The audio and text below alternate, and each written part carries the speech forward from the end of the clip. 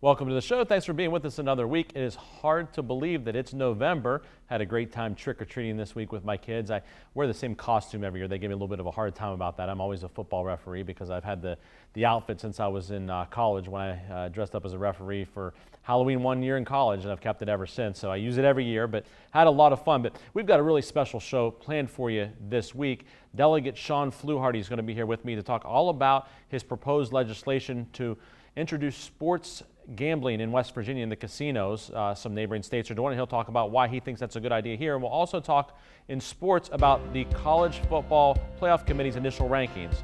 We're going to take a break. We'll be right back with Delegate Shawn Fluharty. Stay with us here on the Jamie Bordas Show. Tractor trailers are some of the most dangerous vehicles on the road. There are federal rules for load sizes, driver's hours, and maintenance for a reason. When big rigs don't follow these rules, entire families can be torn apart. We have the talent and the resources to take on these large companies. Hopefully, through our work, families are being helped and trucking companies are getting the message about safety. Bordas and Bordas, fighting for justice.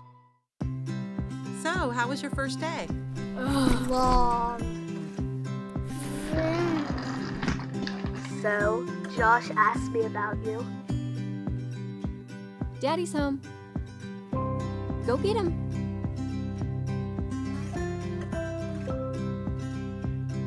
For your home, for your life, for more than 50 years. The Hardwood Specialists. DeNoon Lumber.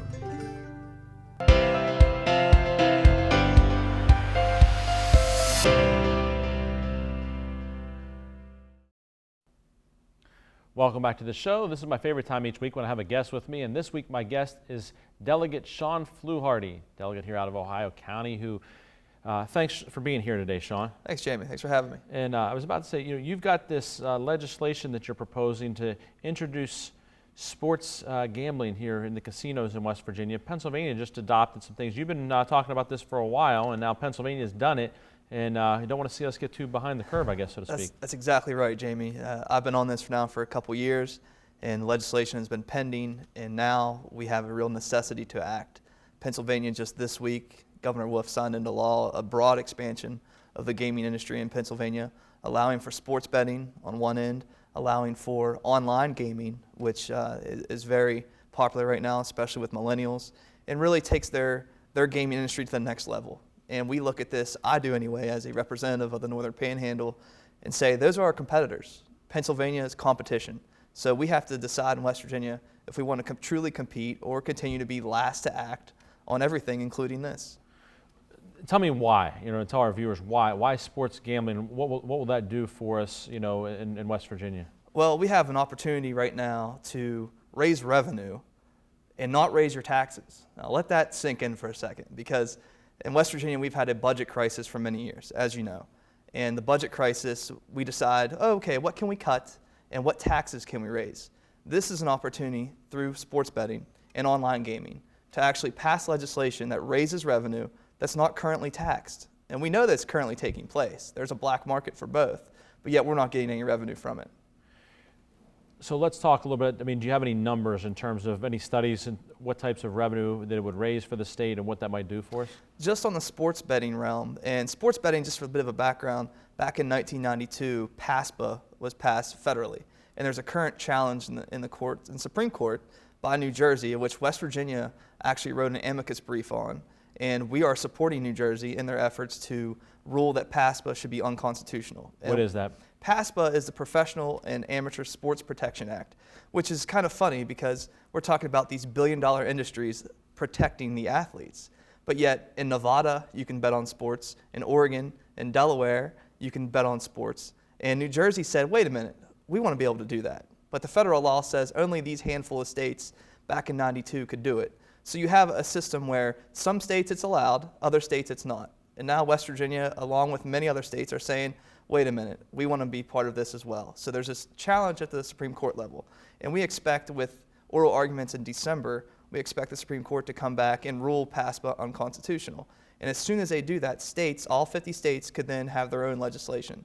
And that's where West Virginia needs to decide now, in January, when we go into session, if we're going to be one of those states that's proactive for once instead of reactive and waiting. So what are we thinking in terms of the revenue? We're looking just at the sports betting realm around $60 to $100 million right out the gate. And it also depends if Ohio acts. Now, I am part of a legislative crew that will be going to New York City on the issue in November. And one of the representatives with me will be from Ohio. 5 representatives in the entire country were selected. I was one of the legislators selected. And that tells me Ohio is ready to move forward too. So we don't want a situation where we're sandwiched in between Ohio and Pennsylvania and they're both deriving revenue and we're not. But we could see at least 60 to 100 million sports betting wise. But when you piggyback iGaming on top of that, and that's your ability to gamble online, so through your apps, through online poker, things of that nature, that's a whole another mountain to climb, and that's more revenue that we're not seeing. You know, with regard to going to New York to talk about these issues, I mean, how does someone like you here in West Virginia, you know, one legislator in the West Virginia House get picked to go to something like that, you know, in New York where there's only going to, you know, 5 legislators picked to do that? I've been very vocal on this issue for a few years now. So I think the fact that I introduced it in West Virginia and it gained some momentum last session, but it didn't pass, but it did gain momentum. And a lot of people outside of West Virginia were taking a look and saying, wait a minute, West Virginia makes sense. We have casinos now. We have an industry that's been in place for many years. It's a natural selection for something like sports betting to take place. Also, there's less room for impropriety in West Virginia because we don't have a professional sports team, where other states do. And what's funny is, on the one end, you have the NFL coming out against sports betting, but then they're taking the Oakland Raiders and they're moving them to Nevada, where you can actually go to the game and bet on it at the same time. So I think it's ripe right now for action, and West Virginia, for once, can be leading the way. We need to take a break. When we come back, we'll continue talking with Delegate Fluharty about this issue and other issues facing the West Virginia legislature. Stay with us here on the Jamie Bordas Show. Disasters happen. Pick the team that takes care of them all. Powered by offices in Wheeling, Morgantown, and Pittsburgh, Panhandle Cleaning and Restoration is ready to handle any size emergency at a moment's notice. We have the right people, knowledge, and equipment to respond 24 hours a day. I'm Dana Holgerson. When disaster strikes your home or business, tell your insurance provider you prefer the restoration company the Mountaineers call, Panhandle Cleaning and Restoration. Fighting for homeowners. Fighting for workers. Fighting for children. Fighting for mineral owners. Fighting for patients. Fighting for policyholders. Bordas and Bordas, fighting for justice.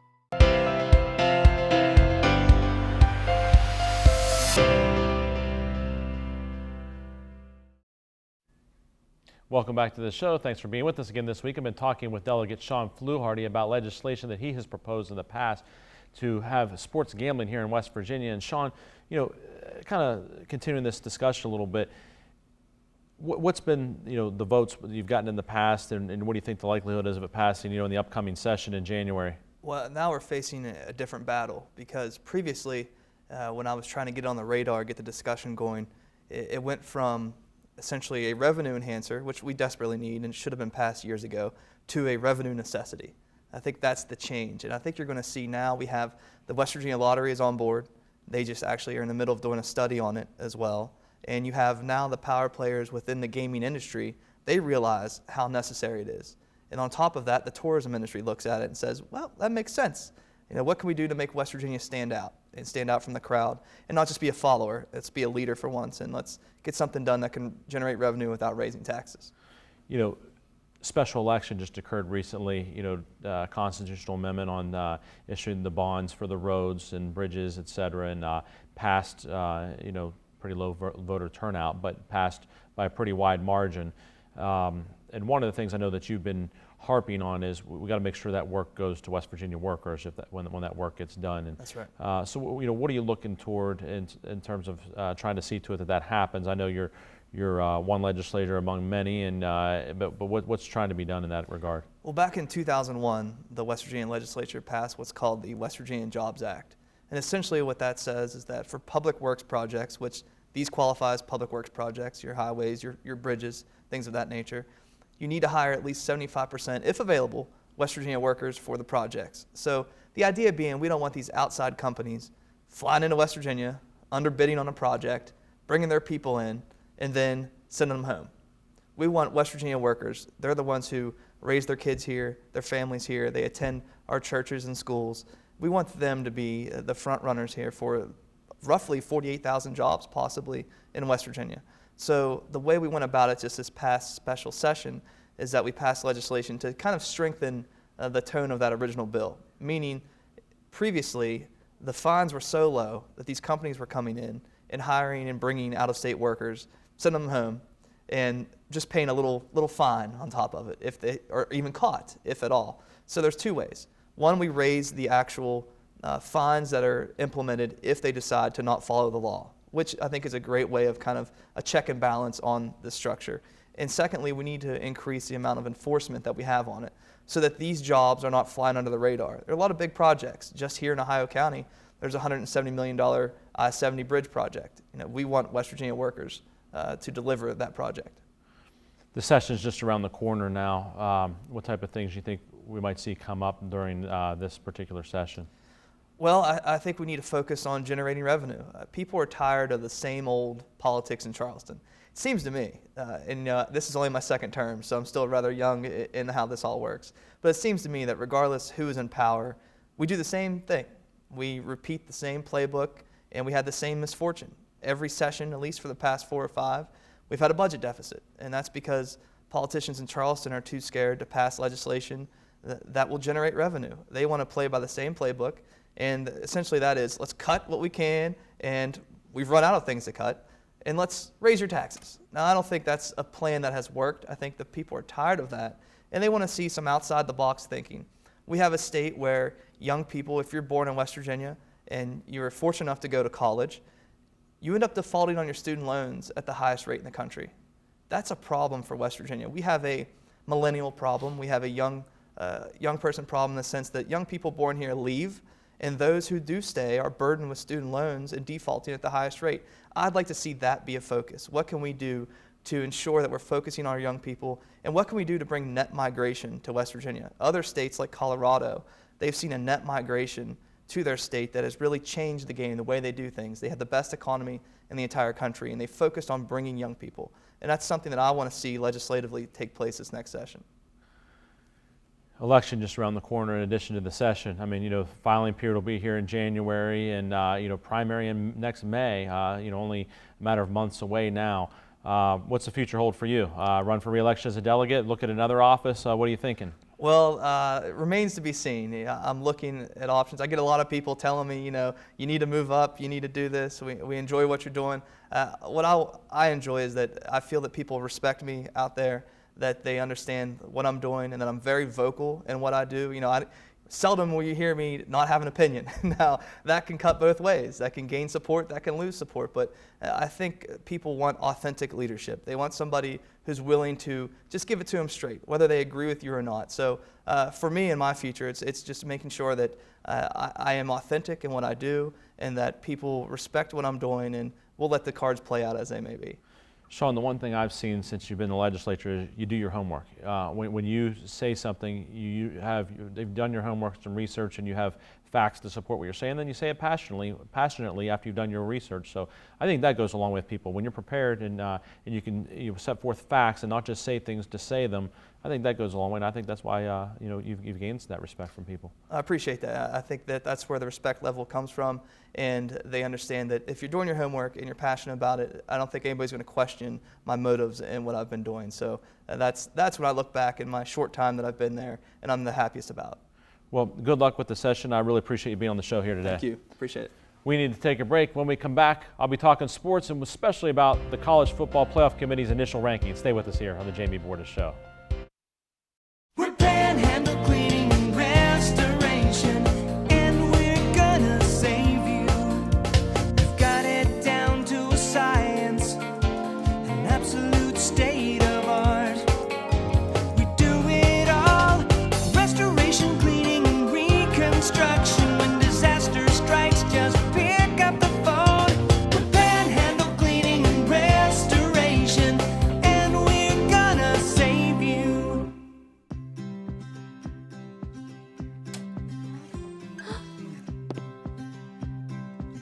Don't forget to do your homework.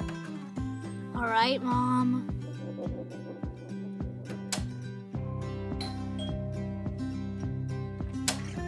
Trick or treat. Here you go. Happy Halloween. For your home, for your life, for more than 50 years. DeNoon Lumber.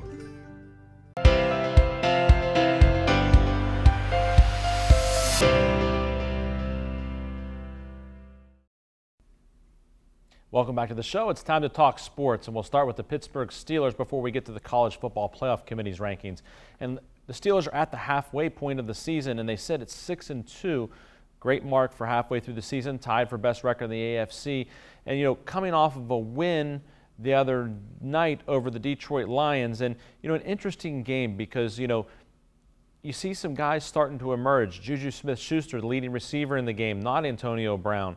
Le'Veon Bell had under 100 yards, but the team still does okay. And the defense, who came into the game, number 2 in the entire league, in defense, and it gave up a lot of yards to the Lions passing game. The secondary didn't quite hold up the way it normally does, but despite that, they kind of bent but didn't break and kept the Lions out of the end zone, held them to field goals. And the Steelers come away with the big win over Detroit to head into the bye week. And then coming out of the bye, the Steelers go to the Colts and then get the Titans at home.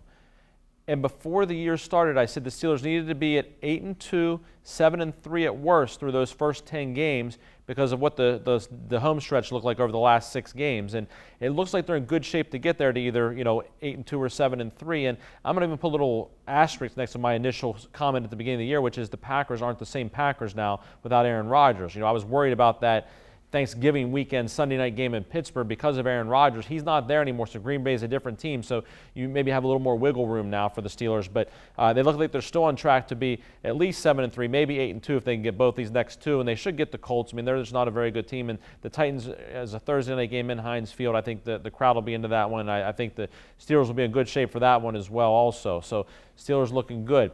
As I mentioned a couple times now on the show, the College Football Playoff Committee released its first rankings this week, and some surprises perhaps for people.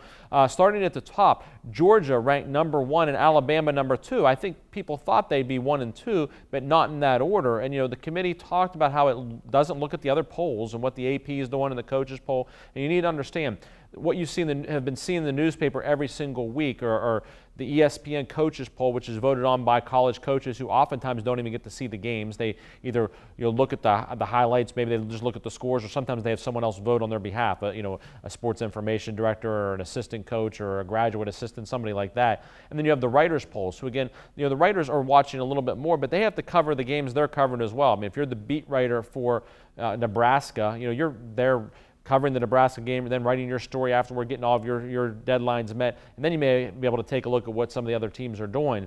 But, the College Football Playoff Committee is tasked with just this, watching as many games as possible, streaming them in, watching the games, on tape, and then seeing which teams they believe through this many games should be ranked in a particular order.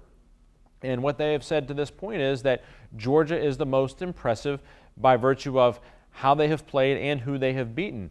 So they're number 1. Alabama's number 2. And when you look at Alabama's schedule, you can see why. I mean, Alabama, despite winning games handily, their most impressive win people thought was going to be Florida State. The greatest game of the century, this year's greatest game of the century. There's one every year. It seems sometimes one every week. But over Florida State in that early season matchup where it was number 1 versus number 2 or number 3, whatever Florida State was at the time. And now Florida State can't win a game. And so, it has had a miserable season by Florida State standards, or really by just about anybody's standards. So now that win doesn't look very impressive. And their other wins have come against Fresno State, Colorado State, Vanderbilt, Mississippi.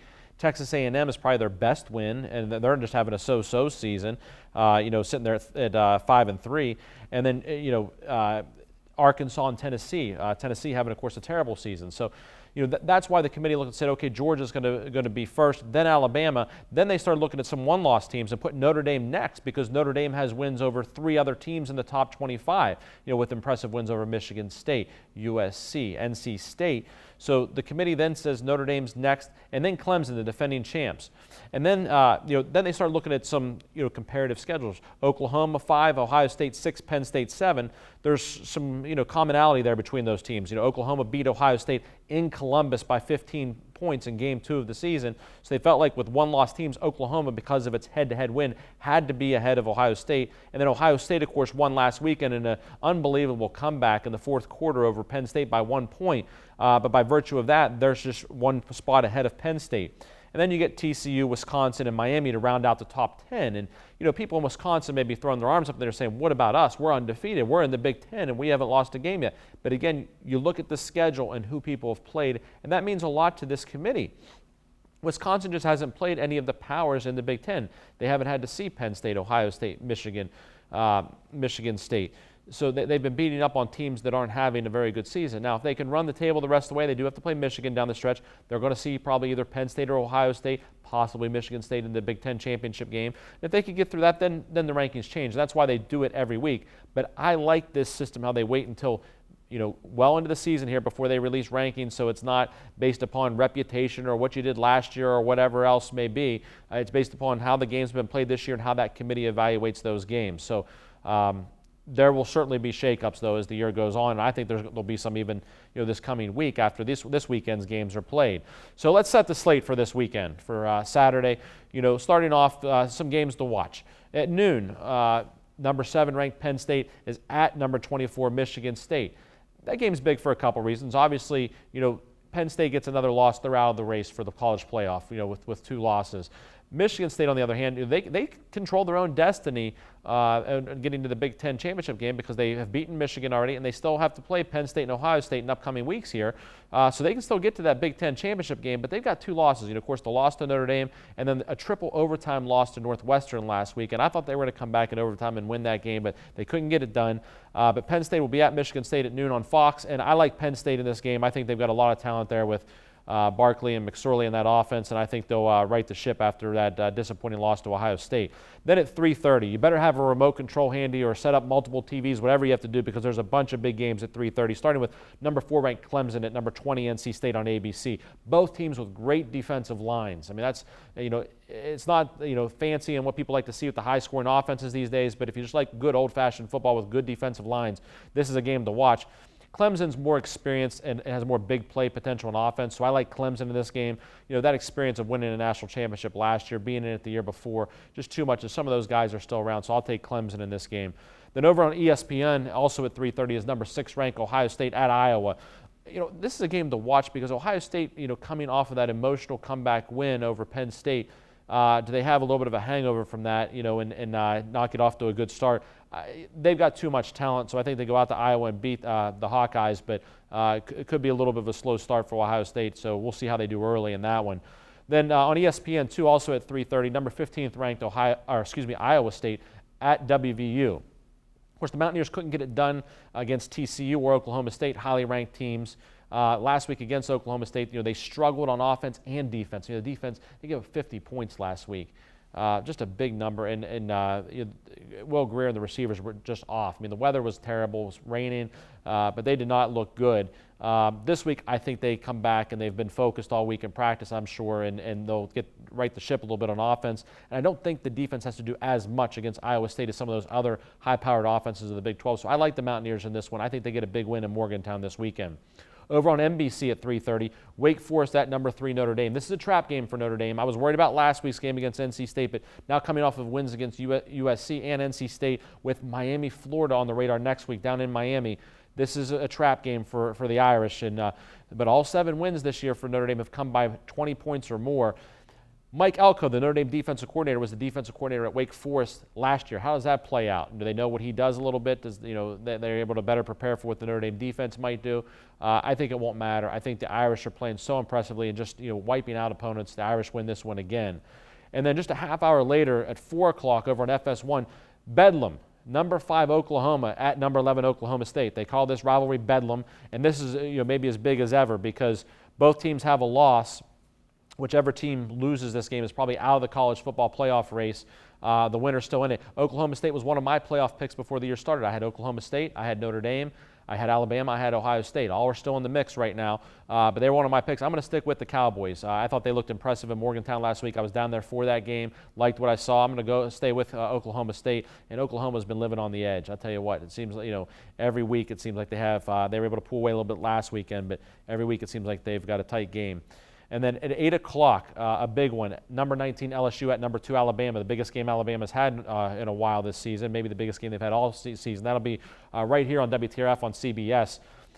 Alabama's going to be just slightly angry about being number 2 and not number 1 with the way they've been blowing people out. And I think they come out and let it show. LSU has had a little bit of a resurgence here the last several weeks. They've been 2 of my upset picks in recent weeks, and they came through for me. But Alabama gets this one done. Number 13, Virginia Tech at number 10, Miami, also on WTRF ABC at 8 o'clock. I like Miami in this one because of the home field, and they're eyeing up that big game against Notre Dame next week, and they're going to stay undefeated until that game. So I like Miami because they've got the home field advantage there. And then if you can stay up late enough, a great game at 10:45. Number 22, Arizona at number 17, USC on ESPN. Arizona was my upset pick last week. I told you one of the teams in the state of Washington would go down. I said it will probably be Washington State who's playing Arizona, so I would go with the Wildcats. Rich Rodriguez and the Wildcats got it done last week against Washington State with the big upset. I think USC does it this week, though. USC will win this one and get moving back up in the rankings from their number 17 spot.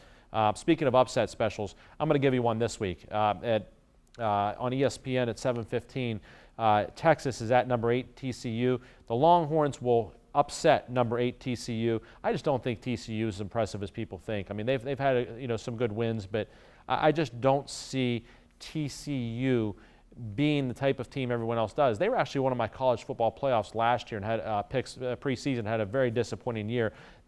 Gary Patterson, great coach, I think great defensive mind, but I also think Tom Herman, great offensive mind over there at Texas, and there's just a lot of athletes on that Texas roster. I mean, they've had some, obviously some change with going from Charlie Strong to Tom Herman as the head coach this year. And as teams get to this point in the season with the new coach, they start to gel, understand what they need to do under that new coach. So that's my upset pick this week in the Big 12. I'll take Texas over TCU, getting TCU out of the college football playoff picture with their second loss. That's all the time we have this week. I hope you have a great weekend and enjoy watching all the games. We'll see you again next week on the Jamie Bordas Show.